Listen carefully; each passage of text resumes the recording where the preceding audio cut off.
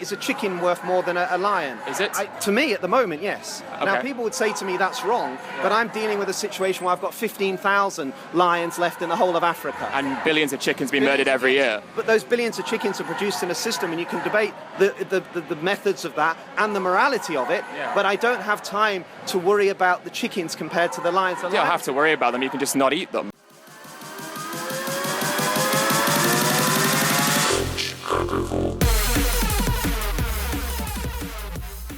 What do you think the meaning of sentience means to you guys? It's basically mercy, it's treating all creatures with respect. It's offering them rights and taking into consideration the consequences that they get.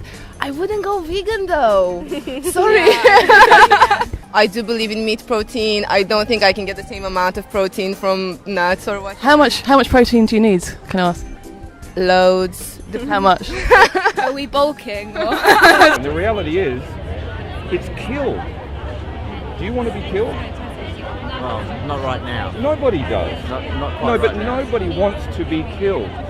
Murder is meant to be the most heinous crime in the legal system. So why is it as humans we justify murder of animals, and that's not stepping into politics? I don't get it. Right, to me this is so simple, right? Because you can see that that's cruel, but you can't see that that's cruel. Otherwise you wouldn't eat meat. If you're talking about, banning the slaughter of animals full stop, you're entitled to advocate for that. I don't support that, but I do support. Why don't you support it? Because I just don't. I think that is just a step too far. I just don't think it's reasonable. Okay. But I think it's. I think you're missing a step in the thinking there. Okay. I can see what you're saying, that might be a long way away from humans actually getting to that point where they can relate to that. But that doesn't make it any less wrong today. Just like you can see that as wrong, right? So what? You're sitting in a more advanced seat than other people of awareness, so you're hoping they come to your awareness. Well, maybe I'm sitting in a more advanced seat than you, and I'm saying you come to me. So it doesn't put you beyond reproach just because you're doing good, or that these people are doing good. So to clarify, you don't think there's anything morally wrong with killing an animal, but it bothers you when the suffering goes on too long. I think. Is that what you're saying? I think that I think a fair way to put it is that it's a question of it's the way the animal is treated at the point of death in terms of how the animal is treated, so in terms of any undue suffering. And people that work in an industry that's about killing things don't respect animals, right? It's the way the animal is slaughtered, so it's done to absolutely minimise suffering, and that's why the live export trade, that journey itself, is often so cruel in itself, particularly with sheep. I went to an event a few weeks ago. I'd not really looked into veganism and the environmental impact, and I learned that a 5-year-old child, at the rate we're destroying the planet because of animal agriculture, a 5-year-old child will not make it to retirement age, the way things are going. So I think it's not a case of will people become vegan. I think it's a case of when, basically. So why did you become a vegan? Was it not then for those environmental reasons? It was health. I read the China study, the largest study ever on nutrition and disease, and I learned that the more animal products we eat, the more we risk what we call the diseases of affluence, so cancers, diabetes, autoimmune, Alzheimer's, the top 6 killers.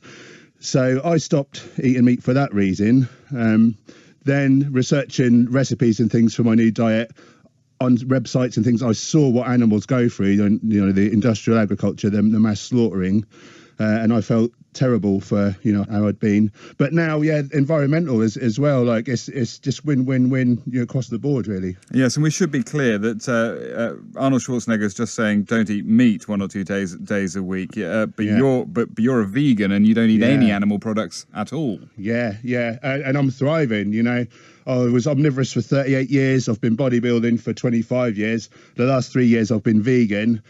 There's been no negatives. My eyesight's more than twice as good. I no longer get tendinitis. I have more energy, better recovery, and there's world-class athletes in every sport now, and it's echoing across the world like this. I believe this is what we're born to eat.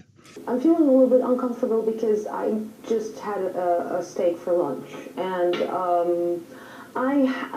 it's still I'm not convinced 100% that I should stop eating meat for the rest of my life. It's not that I'm eating meat every day, but I do do love my steak on the plate once a week.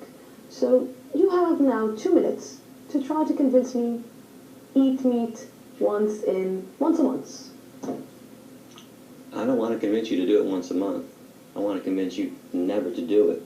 Okay, you have to put yourself in the animal's position. Imagine that you were raped to impregnate yourself. Okay, somebody raped you to impregnate you. You gave birth to this baby. This baby was stolen from you at birth. That baby was fattened up with corn and soy and wheat and oats. That baby was put on a concentration camp truck, sent to a slaughterhouse, hung upside down, fully conscious in front of all of her own species, screaming, terrified, in fear, knife shoved into, her throat, cut up into pieces. Where's the justification for this? And it's not your steak. You said my steak. I'm very big on language. That steak was never yours. Okay, that steak is a euphemism, by the way. That's cow flesh. That flesh belonged to another living being.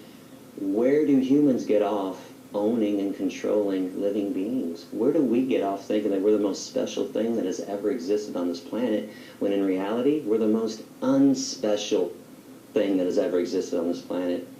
Are you aware that if humans were removed from the planet, the extinction of humans would benefit everything that exists? Are you aware what is the biggest contributor of global warming or climate change? In fact, just everything. What's the biggest cause of environmental destruction?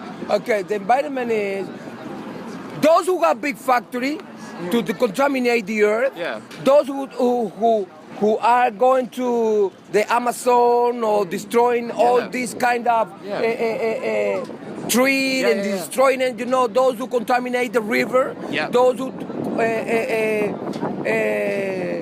to make guns, like the government all over the world and selling it to kill us and bombing the atmosphere and contaminate it. So, all this situation is what it is that we need to fight. What's the biggest causer of water contamination, rainforest destruction, species extinction, topsoil erosion, oceanic dead zones? Okay, with the species extinction...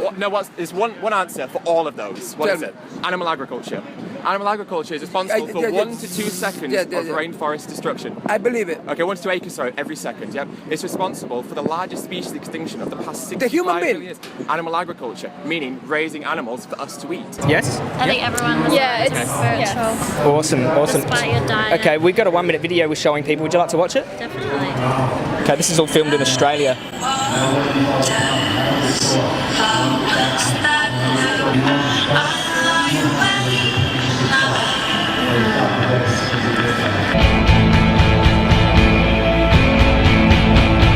That's why I'm vegan. You're vegan? Yes. That's a gas chamber. I've never hurt an animal like that myself, so why would I be vegan?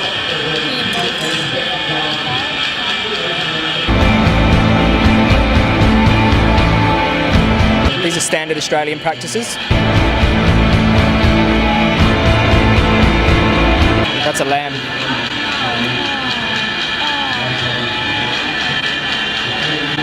Eat lamb? Yeah, I do. Not gonna lie. Eat eggs? They're baby chicks. I am the star, so wait. We've all got the same morals and ethics, just that some people, we don't sort of sometimes align our behaviours with our ethics. Does that make sense? No, just go for convenience, isn't it? Yeah, That's the thing. Like if you could fit a vegan diet in and you could enjoy it as much as a normal diet, I would. But I know I wouldn't. So. Have you tried it? No, I haven't. But I hate vegetables, and I say I get up this morning. Like today, all I've eaten is eggs, bacon, sausages, and chicken. That's all I've eaten today. Yeah. That ain't. That's far off what I could get. I wouldn't even know where to start, in all honesty. Is it just a case of like education then, just sort of knowing what to eat? I just can't be bothered to do it. Yeah. I can't be bothered to look up and educate myself on how a vegan diet would fit into what I need to do and what I need to fit in myself. So, what would make you take that step? What would make you change your mind? To be fair, I think I'm past it. I think if when I was younger, during school or something along them lines, it was taught that you can get by, but it just wasn't. Let's say you get like the old food group triangles and stuff, and it's always full of meat, and that's just what you eat. It's like what you're growing up It's what you're growing up with. Yeah, you have a Sunday roast and that. You don't have a Sunday roast like your nut roast and things. You only learn about that stuff when you bump into other vegans who have been brought up on with them. So essentially, you've sort of lived by your culture and your traditions. Yeah. Fur? Is that real fur? Yeah. Yeah? I hate animals too. Yeah? Yeah, I hate them. I like to watch them being skinned alive for a jacket. It's nice. I mean, there's a bodybuilder right here, he's vegan. Do you think he gets enough protein? Oh, but he obviously does. He obviously does get the gains. I don't think I could adapt that to my lifestyle. I genuinely don't. And one passing question, if you had the choice between killing animals, killing human beings, or not killing either, which would you do? The way you phrase that is very tricky. Yeah, again. I can tell you I'm not gonna kill either, but I'm probably gonna have chicken for dinner. Not killing either, that's veganism. I'm probably gonna have chicken for dinner, sorry. You prioritise taste over life. But why even bother? If we're going to kill them anyway, who cares? If we disrespect their life to the point where we're prepared to kill them, why would we even bother? Like, can't you see? It's a bit weird that we're trying to treat them nicely before we kill them. No, thanks. And I'm not sure what you're not getting in that, though. And I understand you're not at that space. But I respect your right to advocate for that. You know, I mean, you put up some powerful arguments, but I'm intrigued as to why you can't feel that their life is as valuable as yours. Or are you telling me their life is less valuable than yours? No, I'm telling you. Well, no, that's a fair question. Because you're eating them and saying it's okay to kill them, so I'm saying, do you see their life as less valuable than your own? In terms of the food chain, in terms of protein, you know, there is a place for that. But people have a choice as to whether to eat meat or not eat meat. Yeah. And if you want to advocate that animals, that people don't kill animals, that people don't eat meat, then that's a good thing. Okay, but I'm just saying. What's the difference? Seriously, I think you're talking in circles.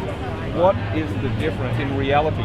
Forget the system, forget your learning, forget all the rights and wrongs. I just want to know whether you'll acknowledge that their life has the same value as yours and mine. In fact, more, because we are more powerful than them. And therefore, we have a right to look after them, not manipulate their life to death. I've still got faith in humanity. I've got faith in society. People, you know, the common decency of people. I'm still pretty confident. I'm still an optimist that you know you'll get there in the end. Well, I think one of the tests of whether humans are actually expanding and improving is the psychological state of our minds. And depression and anxiety is an ever-growing reality, which means more fear is in the human brain, which means our worlds are shrinking. So we've got 6 billion shrinking brains all trying to work out the most difficult situation we've ever confronted. There may not be a planet in 10 years the way things are going. That's not unrealistic. So, you know, would you agree that the key for humanity on an expansive journey, which we're on, is that we become a more compassionate society? That compassion is an ever-growing reality. No, just in essence. We need to be compassionate. So you do agree at least that compassion is an essential ingredient that needs to grow within our system?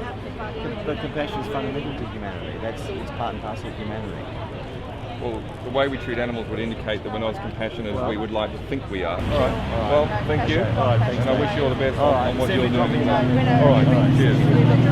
How then do you build up that muscle without it getting, without the protein that you would get from meat? Is it possible to get it from other products? Very much so. The protein in meat and dairy, it didn't just magically appear in those animals. It came from plants.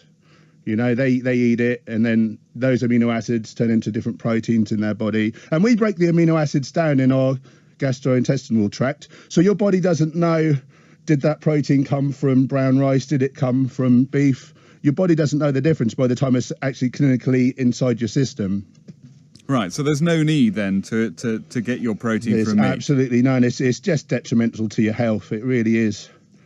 Is there anything that you've noticed between when you were eating meat and bodybuilding and now in terms of how you bulk up, or is it been exactly the same? Exactly the same, except as I say, I've had benefits to my health, and I'm a personal trainer.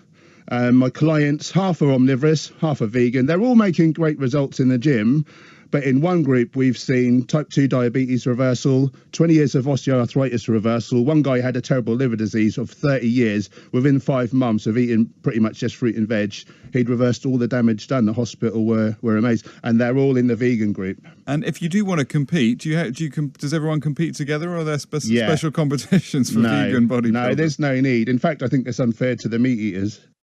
But animals are eating animals, you know? Some animals. Almost 75% of animals on this planet are herbivores. But it's part of our circle of life. No, it's the circle of torture and death. When you see a lion eating a zebra, But I notice you have clothes on, and I notice that you have a cell phone and you have a computer.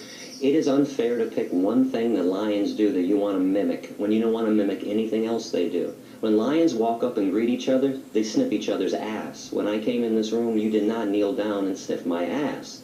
So do you think that God is happy that our consumption of animals is destroying the planet that he created for us? Okay, that's why the Bible say that he want to destroy those who are destroying the earth. And who's this? So, and if I'm saying animal agriculture is responsible because for they're going too. Okay, they're going too far. They're going too far. Who's going too far? The human being. And so, if animal agriculture is responsible for the world or the rainforest destruction, then who's going too far? Those who eat animals. So, if God doesn't okay. So remember what I'm going to tell you. I will. Those who are right now in this moment, they kill a lot of animals for everybody, right? For food. You know what they do?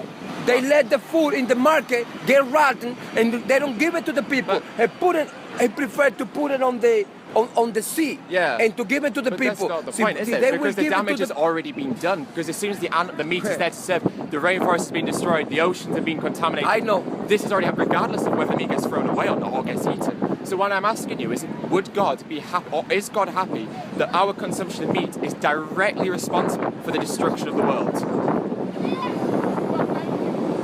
They are Allah. They got. He's not happy, is he? He's not happy. Okay, so do you think you can still be spiritual while contributing to and consuming that kind of suffering and fear? Well, when you think about it, not everyone is aware of what goes on. Okay. Children, they're innocent. They're not aware that that even exists. And then you've got people who shut it out, who don't want to see it. So I think there's a lot of dimensions you've got to consider before you go and judge the aspect of spirituality. Okay. So now that you're aware of what happens in the Australian meat and dairy industry, would you still continue to contribute to it? It's a huge decision. It's not contributing to it, I would say. You'd stop contributing to it? No, that's not what I'm saying. I think you're twisting my words there a little bit. So I was a bit uneducated on it, so you've just given me a good insight to it. But a bit confronting. Yeah. Do you realise by buying these products you support that industry, or? No, because I didn't even think of that before. Supply and demand, so we pay the workers to do that, so something to think about anyway. It is something to think about, thank you. And you're vegan? Yes. Legend. All right, cool. Thank you very much. Saying you shoot for about 150 grams of protein a day, so I get 160. And you were saying about price as well. So if you're going for like organic meat, obviously that's bloody expensive, isn't it? And the red tractor thing, that's actually the farmer's own, like they regulate themselves. So it's all corrupt basically. There's no outside like regulation. It just makes people feel all right, humane. But we don't say, you can't have humane murder, as you said. We don't have humane rape, like humane child molestation. Like that sounds bonkers, doesn't it? But so last year my training partner was the reigning Mr. Universe, Barney Duplessis. He's been vegan a year now. He's bigger than ever. He's a big old lump. And he basically eats rice and lentils. So a sack of lentils will cost you next to nothing. Yeah. Currently, I'm having porridge for breakfast with flax seeds for your omega-3s. I have a little protein powder, so you can get vegan protein blends. Interestingly, bran rice protein is 98% identical to the amino acids in whey protein, except we don't have to kill the calf to nick the milk, which is obviously better. And in the day, I use just different canned legumes. I can make it cheaper by using dried beans and lentils, but for convenient, that convenience thing. So you can get 100 different canned beans, lentils, chickpeas. So basically, I steam some veggies. I cook some quinoa. Have you tried that before? Yeah, in Nando's. Yeah. So that's 16 grams of protein per 100 grams dry weight. So sometimes I'll cook my protein sauce, my carb sauce, which would be the quinoa, and I think, I need some protein. I'll add it all up. And actually, I've already got it. It's actually really easy to hit it, but we've been kind of ingrained, you need meat for protein, you need milk for calcium. But it's bullshit. It really is.